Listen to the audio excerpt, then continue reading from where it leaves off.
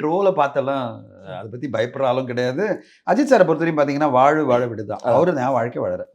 எனக்குன்னு வாழ்க்கை வந்து ஒரு தனிப்பட்ட வாழ்க்கை ஒன்று இருக்குது, பேஷன் ஒன்று இருக்குது, சினிமா ஒன்று இருக்குது, தொழில் ஒன்று, பேஷன் ஒன்று. பேஷன் வந்து ரேசிங், இதெல்லாம் அந்த மாதிரி அவர் வந்து ஃபோட்டோகிராஃபி, ரேசிங் அப்படின்னு தனியாக வச்சுருக்காரு. வாழ்க்கையில் அவர் எல்லா இளைஞர்களுக்குமே எல்லாருக்குமே சொல்கிற விஷயம் என்னென்னா, வாழ்க்கையை 3 விதமாக நீங்கள் பிரிச்சிங்க. ஒன்று வந்து உங்கள் சொந்த வாழ்க்கை, பர்சனல் வாழ்க்கை. 2வது ப்ரொஃபஷனல் வாழ்க்கை. 3வது பேஷன் வாழ்க்கை. உங்களோட பேஷனை விட்டு கொடுக்காம, ப்ரொஃபஷனை விட்டு கொடுக்காம, ஃபேமிலியை விட்டு கொடுக்காம பேலன்ஸ் பண்ணிட்டே இரு. வாழ்க்கை நல்லாயிருக்கும்.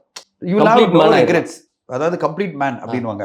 அதாவது மோகன்லால் சாரை கம்ப்ளீட் ஆக்டர்னுவாங்கல்ல, கம்ப்ளீட் மேன்னா அது வந்து அஜித் சார். Complete man. அதாவது பர்சனல் வாழ்க்கையில் என்றைக்குமே இது பண்ணல. அவர் பசங்களுக்கும் சரி, அவருடைய மகளுக்கும் மகனுக்கும் பயங்கர சப்போர்ட்டு. ஒய்ஃப் கூடவே அவங்களை சப்போர்ட் பண்ணிகிட்டே இருக்காரு. அட் த சேம் டைம் சினிமாவை வந்து விடாமல் அந்த படங்கள் வரிசையாக பண்ணிக்கிட்டு பிரேக்கெல்லாம் எடுக்காமல், அடுத்த பேஷனை வந்து எந்த டைம்லையுமே விடாமல், நான் ரேசிங் பண்ணுவேன், நான் வந்து ரேசிங் கம்பெனி வச்சுருப்பேன், ப்ளஸ் வந்து நான் வந்து ஃபோட்டோகிராஃபி பண்ணிகிட்டு இருப்பேன் அப்படின்னு எல்லாத்தையும் பேலன்ஸ் பண்ணி போகிறது தான் அவர் ஒரு கம்ப்ளீட் மேனாக இருக்கார்.